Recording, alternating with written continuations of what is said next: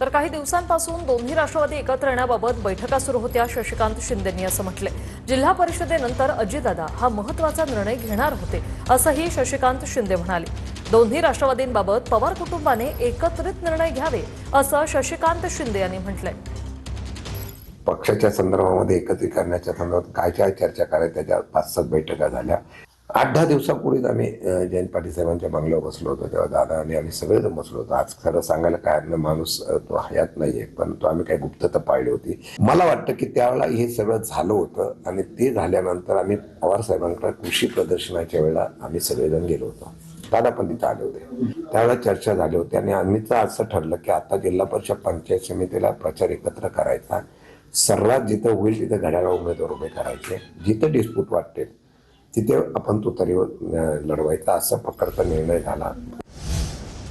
तर आता रडायचं नाही, लढायचं, दिलीप मोहिते पाटलांनी असं म्हटलंय.